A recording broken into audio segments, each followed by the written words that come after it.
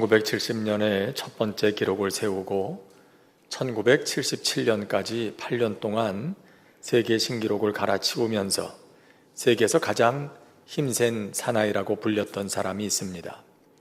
바로 러시아의 바실리 알렉세예프라고 하는 역도 선수입니다.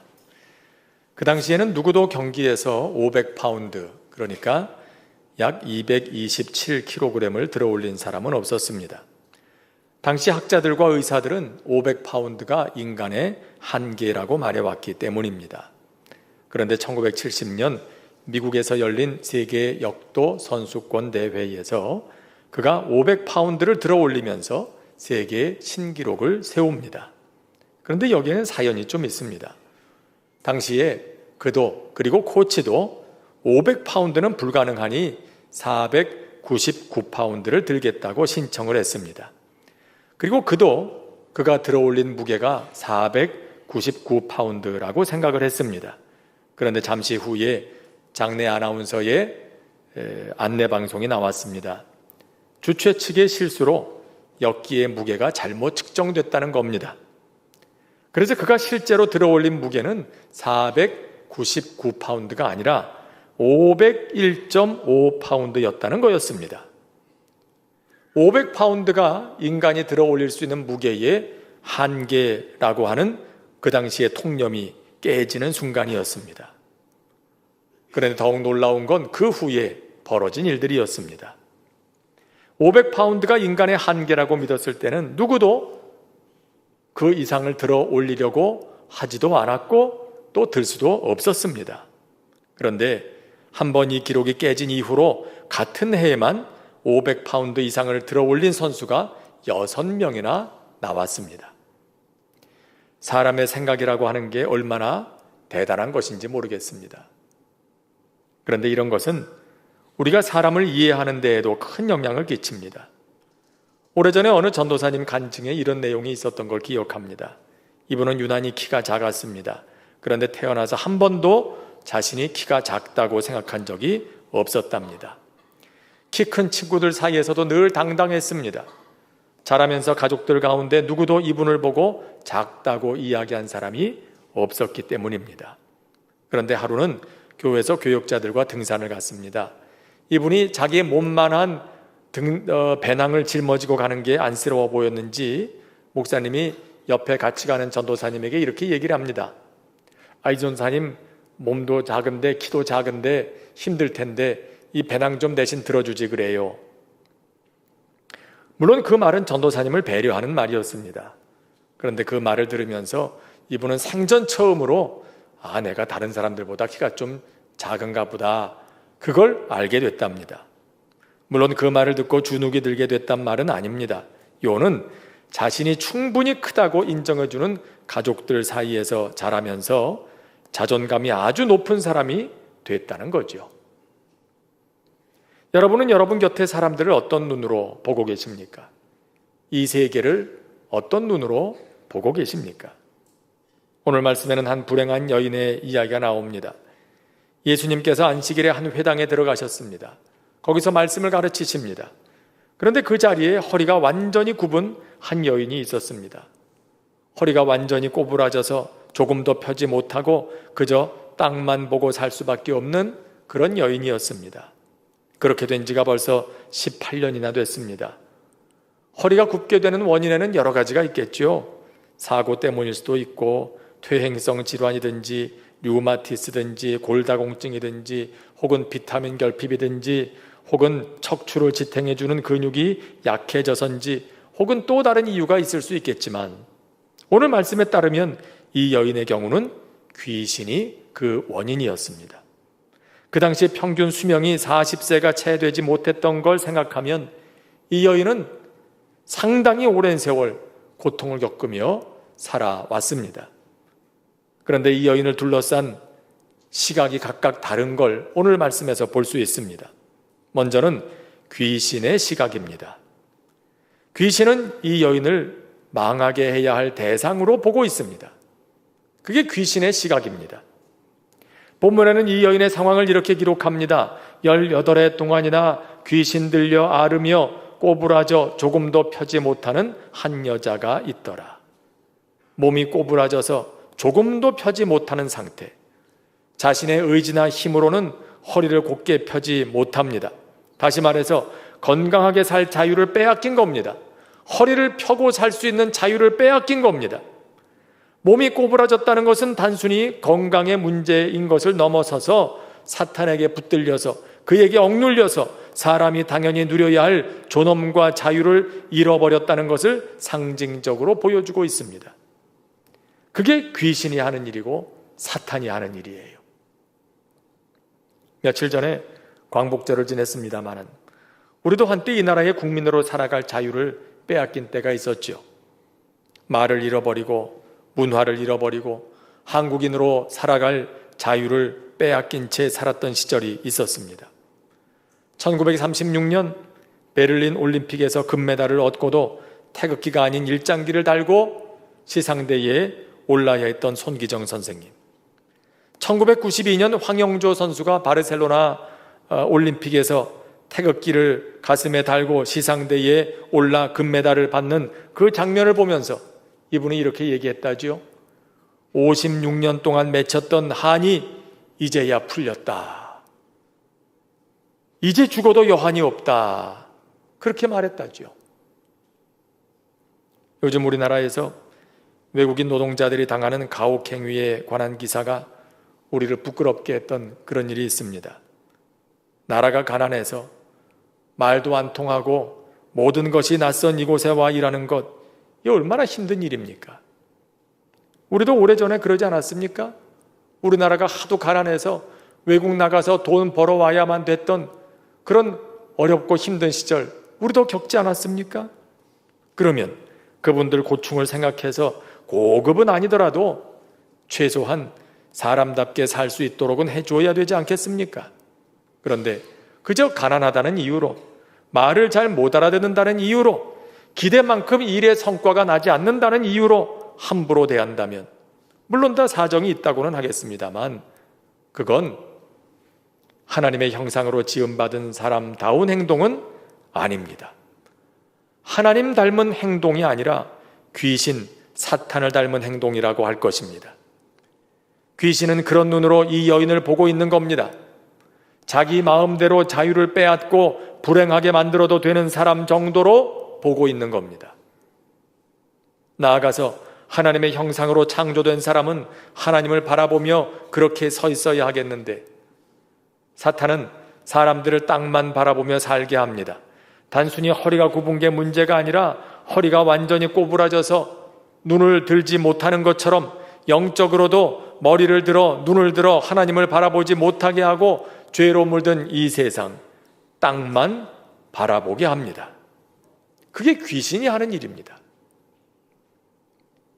또 회당장의 시각이 있습니다. 회당은 이스라엘이 나라를 빼앗기고 예루살렘 성전이 무너지고 포로로 끌려갔을 때 거기서 함께 모여서 말씀을 배우고 예배를 드렸던 그런 장소지요. 그랬다가 바벨론이 무너지고 포로로부터 풀려나서 돌아온 다음에도 유대인들은 일정 수의 사람들만 모이게 되면 여전히 그 회당을 세우고 마을마다 그 회당 중심으로 생활을 했습니다.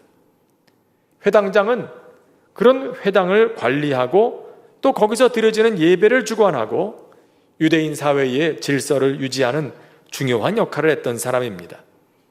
여러 면에서 존경을 받는 그 마을의 지도자, 공동체 지도자였던 거죠.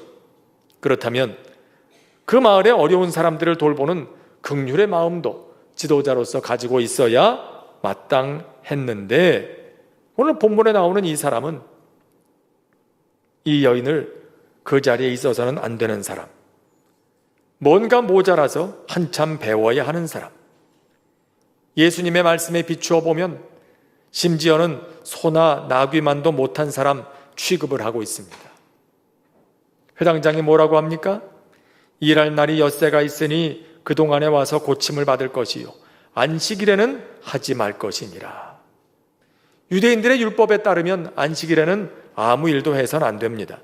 문제는 병을 고치는 것조차도 일이라고 생각했다는 겁니다. 물론 구약에서 하나님이 주신 율법에는 안식이라는 모든 일을 쉬라고 한 것도 사실입니다. 하지만 이것은 하나님께서 지치고 피곤한 사람을 회복시키시고 하나님을 기억하며 예배하는 삶을 살게 하시려는 그런 뜻이었지, 안식일에 병든 사람이 죽어나가도 내버려 두어야 한다는 그런 뜻은 아니었습니다. 그러니까 안식일은 본래부터가 사람을 살리는 날이었지 죽이는 날이 아니었던 거지요. 그런데 그런 안식일의 정신은 사라지고 율법만 남은 거예요. 그런데 어땠습니까? 정작 저들은 안식일에도 나귀나 소에게는 물도 주고 먹이도 줬습니다. 심지어 나귀나 소가 구덩이에 빠지면 안식일이라 할지라도 달려가서 그걸 끌어냈습니다. 그러면서 아무도 그것이 내가 지금 일을 하고 있다, 안식일을 범하고 있다, 그렇게 생각하지 않았습니다. 당연하게 생각했습니다. 나귀나 소가 배가 고프거나 다치게 되면 당장 농사 짓는 일에 문제가 생기거든요. 그런데 사람은 고치면 안 된다, 이런 모순이 어디 있겠습니까? 오늘 회당장이 예수님께서 안식일에 병 고치는 것을 보고 분이 나서 분을 내면서 얘기했다고 그랬어요. 분노를 느꼈다. 여러분, 회당장이 마땅히 분노를 느껴야 한다면 뭘 보고 분노를 느껴야 되겠습니까? 안식일에 사람을 살리고 고치는 것 때문에 분노를 느낄 게 아니라 사탄이, 귀신이 이 불쌍한 여인을 붙잡고 이렇게 하고 있는 걸 보면서 분노를 느꼈어야죠. 회당장은 그렇게 생각하지 않아요. 이 여인을 그런 눈으로 보고 있지 않아요. 어떤 눈으로 보고 있습니까? 거룩한 자리에 있어서는 안 되는 부정한 여인, 안식일법도 제대로 모르는 무지한 여인, 심지어 소나 나귀만도 못한 존재라고 그렇게 보고 있는 거죠. 그럼 예수님은 어떤 눈으로 이 여인을 보고 계실까요? 예수님께서 하시는 말씀에 그 마음이 잘 드러나 있습니다. 18해 동안 사탄에게 매임받은 이 아브라함의 딸을 안식일에 이 매임에서 푸는 것이 합당하지 아니하냐. 여러분, 똑같은 분노지만 예수님의 분노는 방향이 달라요. 회당장은 안식일을 어긴다고 생각하고 예수님을 향해서, 그리고 병 고쳐보겠다고 이 자리에 나와 앉아있는 그 여인을 향해서 분노하고 있지만 예수님은 바르게 분노하고 계셔요. 이 여인을 불행하게 만들고 꼬부라져서 조금도 펴지 못하게 만드는 사람으로서의 존엄성과 그 자유와 권리를 빼앗는 그 권세에, 악한 권세에 분노하고 계시죠. 예수님께서는 이 여인을 아브라함의 딸이라고 부르고 있습니다. 이것은 지금 회당에 모여있는 사람들에게는 매우 혁명적인 표현입니다. 아브라함의 자손이라는 호칭은 당시 유대 남자들이 자신들을 자랑스럽게 얘기할 때 사용했던 표현이기 때문입니다. 우리는 하나님이 택한 민족이다. 우리는 다른 이방인들과 다르다. 우리는 아브라함의 자손이다. 그렇게 그들의 자부심을 강조하는 말이었습니다. 반면에 당시 여인들은 남성 중심의 사회에서 매우 낮은 대우를 받았습니다. 철저하게 가부장적인 사회였던 고대 사회에서 여인들은 결혼 전에는 아버지에게, 결혼 후에는 남편에게, 남편이 세상을 떠나면 아들에게 의존할 수밖에 없는 그런 약자들이었습니다. 여인들은 억울한 일이 생겨도 법정에서 발언할 자격도 없었습니다. 부모의 재산을 상속받을 권리도 없었고 배움의 기회도 제한되었습니다. 회당에서 율법을 배우거나 토론에 참여할 수도 없었고 여인들은 집에서 남편이나 아버지를 통해서만 배울 수 있었습니다. 이런 면에서 또 그 밖에도 여러 가지 면에서 여인들은 남성들보다 아주 열등한 존재로 취급을 당했었습니다. 지금이 그런 시대였던 거죠. 그런데 예수님께서 이 여인을 아브라함의 딸이라고 부르시는 겁니다.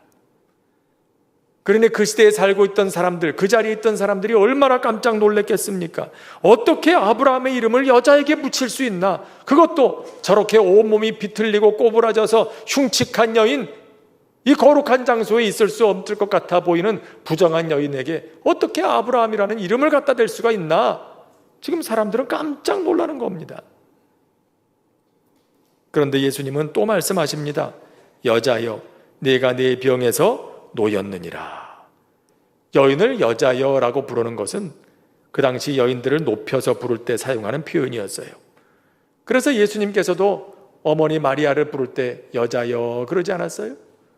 요한복음 2장의 가나 혼인잔치에서 포도주가 떨어졌다 그렇게 마리아가 얘기하니까 예수님께서 여자여 내 때가 아직 되지 않았습니다 그렇게 말씀하셨죠.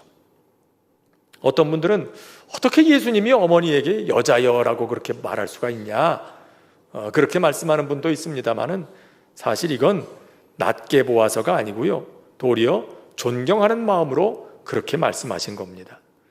그런데 지금 예수님께서 이 여인을 그렇게 부르고 계신 거지요. 여자여. 여인을 존중하고 존경하는 마음을 표현하고 계신 거예요. 자, 그리고 예수님께서 이렇게 그 여인을 부르신 때가 언제인지를 한번 볼까요? 이 여인이 고침을 받고 몸이 온전해진 다음에 그렇게 부르신 게 아닙니다. 온몸이 꼬부라져서 흉측한 모양을 하고 있는 그때는 별로 존중받을 만하지 못하고 그때는 별로 아브라함의 이름을 붙여줄 만하지 않다가 이제 온몸이 펴져서 건강해졌으니까 이제는 그렇게 불러도 되겠다 그러셨던 게 아닙니다. 여전히 몸은 꼬부라져 있고 그 외모는 말이 아닙니다. 그런데 그 모습 그대로 예수님께서는 여자여, 아브라함의 딸이여 그렇게 부르고 계십니다. 여러분, 그렇습니다. 예수님께서는 이 여인의 모습이 어떻든지 그 모습 그대로 소중하고 가치 있는 존재로 보고 계십니다. 병들었어도 하나님의 형상이다. 귀신에 사로잡혔어도 하나님이 사랑하시는 사람이다. 몸이 비틀어지고 옷은 남루하고 몸에서는 오랫동안 씻질 못해서 악취가 풍기고 그의 눈은 오랫동안 사람들에게 눈총을 받아서 그 빛을 잃어버렸어도 그렇기 때문에 사람들에게 손가락질 받아도 되는 사람, 그런 사람이 아니라 사랑받아야 하고 치료받아야 하고 용납받아야 할 사람, 예수님께서 십자가에서 대신해서 죽으실 만한 가치가 있는 사람으로 보고 계십니다. 이게 예수님의 시각입니다. 이것이 오늘도 주님께서 우리를 바라보시는 주님의 눈입니다. 얼마 전에 이런 기사가 있었죠. 어떤 사람이 금을 밀수하려다가 공항에서 붙잡힌 일이 있었어요. 근데 그 수법이 참 기발합니다. 그냥 금괴를 가지고 나가면 다 탐지기에 걸리지 않습니까? 그런데 이 사람은 그걸 화학 처리를 해가지고 진흙처럼 만들었어요. 그러니까 걸리질 않았던 거예요. 그걸 허리에 차고 빠져나가려다가 공항에서 딱 걸린 거죠. 이런 걸 보면 참 사람들이 이런 데는 머리도 잘 돌아간다 그런 생각이 들어요. 하나님께서는 선한 데 지혜롭고 악한 데는 미련하라 그러셨는데 우리는 악한 일에 얼마나 지혜로운지 참 안타까운 생각이 듭니다. 근데 문득 이런 생각이 드는 겁니다. 겉으로 보아서는 영락없이 진흙덩어리 찰흙같이 생겼어요. 저걸 누가 금이라고 하겠나? 저걸 누가 금값을 주고 사겠나 싶은데 아닌 거지요. 아무리 물렁물렁하니 진흙 찰흙같이 됐어도 여전히 금덩어리인 겁니다. 그걸 볼 줄 아는 눈을 가진 사람은 그걸 금값을 주고 사는 거지요. 겉모양은 찰흙이지만 본질은 금이니까요. 여러분, 하나님께서 우리를 보실 때도 그렇게 보시는 줄로 믿습니다. 더러워지고 비틀어지고 살면서 겪었던 일들 때문에 진흙같이 되어버린 우리라도 너희는 아브라함의 딸이다, 아브라함의 아들이다 그렇게 보십니다. 그래서 소중하다고 하십니다. 그래서 사탄의 손에서 풀어 회복하시겠다고 하십니다. 그리고 너희도 그런 눈으로 너희 자신을 보고 세계를 보고 곁에 있는 사람들을 보라 하십니다. 가끔 불의가 판을 치고 어려움이 가득한 세상을 보면서 이놈의 망할 세상 그렇게 한탄하는 소리를 듣기도 합니다. 물론 망해야 할 부분도 있습니다. 마지막 심판대 앞에서 심판을 받게 될 겁니다. 하지만 그런 세상도 사실은 하나님께서 긍정하신 세상입니다. 요한복음 3장 16절은 그래서 이렇게 말씀하지요. 하나님이 세상을 이처럼 사랑하사 독생자를 주셨다.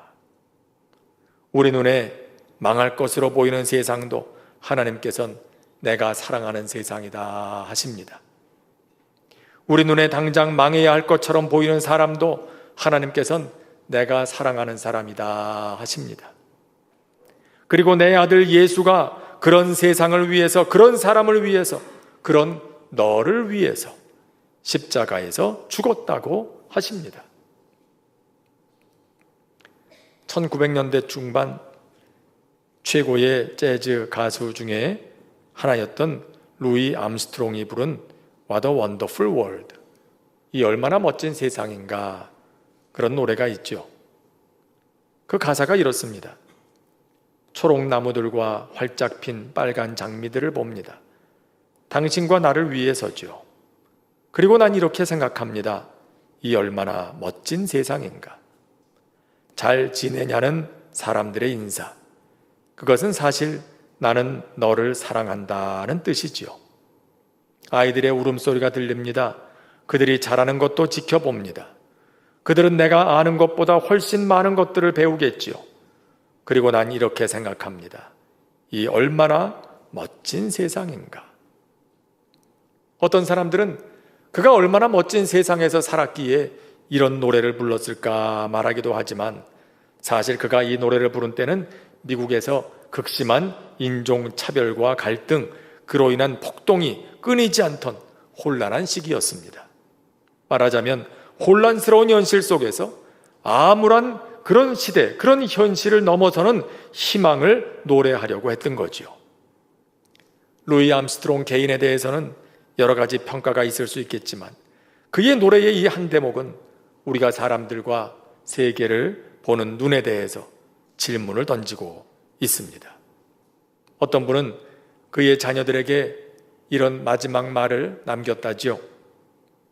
세상에는 추한 것보다 아름다운 것들이 훨씬 많단다. 이런 생각으로 너희가 살았으면 좋겠다. 자녀들에게 남긴 마지막 유언이었답니다. 우리가 어떤 눈으로 보는가에 따라 세상은 지옥이 되기도 하고 천국이 되기도 합니다. 우리는 우리를 둘러싼 세계를 어떤 눈으로 보고 있을까요? 망할 세상일까요? 아니면 하나님이 사랑하신 세상일까요? 나 자신을, 그리고 내 곁에 있는 사람들을 우리는 어떤 눈으로 보고 있을까요? 흉측하게 비틀려버린 사람일까요? 아니면 아브라함의 딸, 아브라함의 아들일까요? 믿음으로 산다는 것은 하나님의 눈으로 세상을 보고 나를 보고 사람들을 보는 것이라 할 수 있습니다. 성령님께서 감동하시면 우리는 그런 눈을 가지고 살게 됩니다. 어두워진 우리의 눈을 성령님께서 빛으로 밝혀주시지요. 그리고 주님께서 보시듯 우리도 그런 눈으로 이 세계와 사람들을 보게 되는 겁니다. 올해는 예배를 마칠 때마다 이 찬양을 부르지 않습니까? 하나님의 꿈이 나의 비전이 되고, 예수님의 성품이 나의 인격이 되고, 성령님의 권능이 나의 능력이 되기를 원하고 바라고 기도합니다. 성령님이 감동하시면 우리의 눈이 바뀝니다. 그리고 예수님이 보시듯 세상을 보고 나를 보고 사람들을 보게 됩니다. 그리고 주님께서는 바로 하나님의 나라가 여기서부터 시작된다고 하십니다. 오늘 주신 말씀 생각하면서 함께 찬송 부르고 합심해서 기도하도록 하겠습니다.